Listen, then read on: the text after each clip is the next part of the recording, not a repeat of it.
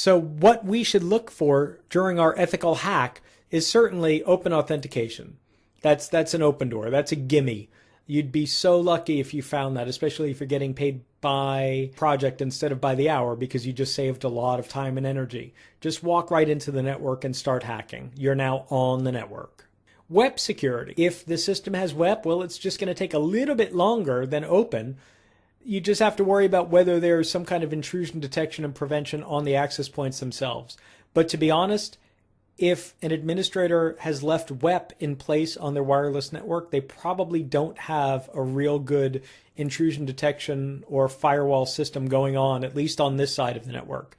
They might focus on preventing attacks from the internet or preventing attacks in another way, but certainly not on this side. So I'll just waltz in and crack WEP and then continue my attack, because cracking WEP just makes it an open network for me.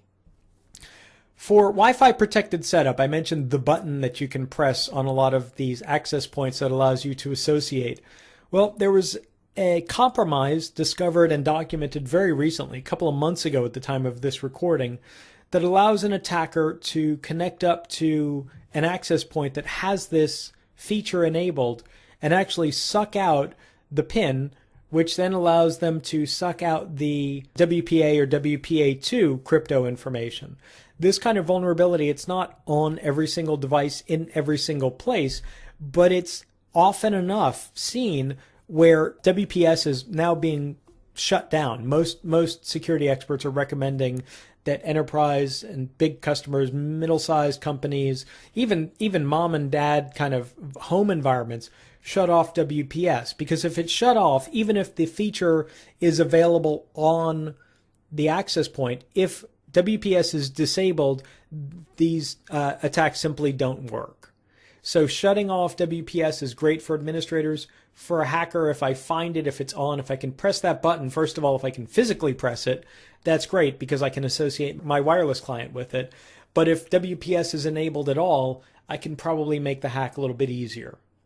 If the company is using MAC-based authentication, well, just like with a wired client, I'll just change my MAC. I'll sniff the network for a little while, find a few wireless clients that are actually authorized to use the wireless network, and then either they'll go offline or I'll conduct a denial of service directly against them, and then I'll become that computer. I'll become that host by spoofing the MAC.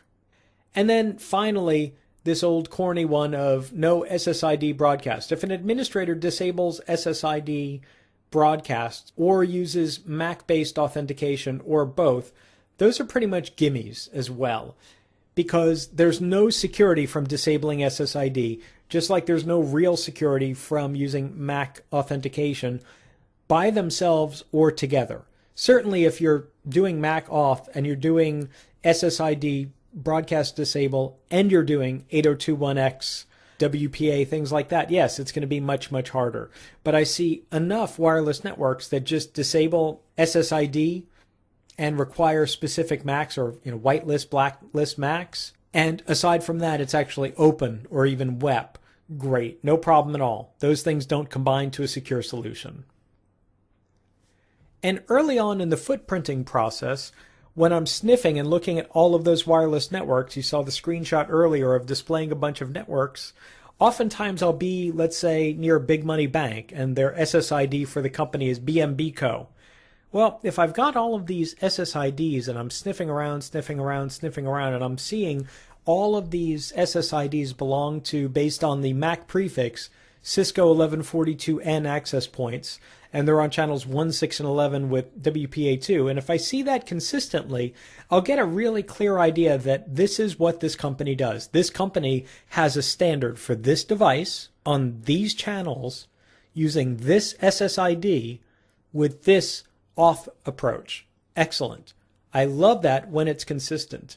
I love it even more as an ethical hacker when it's inconsistent. So as the example here, take a look on the bottom. You can see this one oddball, this D-Link DAP 1360. That's also on channel 1, also using the same SSID, and it's an open auth.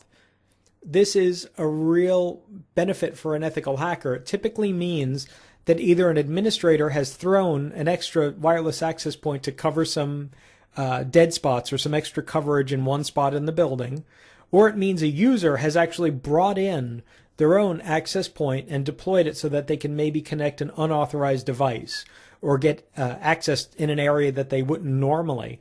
And they've thought enough to say, oh, well, I'll name it BMBCo so that no one notices. Well, the real administrators might not notice, but ethical hackers will notice. Look at this inconsistency. I'm going to go straight on after this D-Link. That's going to be my first stop. And if I can get access to the corporate network through this open D-Link, I only need access long enough to plant myself another way in, and then I'm never going to touch it again. D-Links in particular are fun because usually the users of D-Links will leave the default passwords intact. This user may have changed the SSID, but they didn't think enough to change the auth, so they probably don't know enough to change the default password. Fantastic.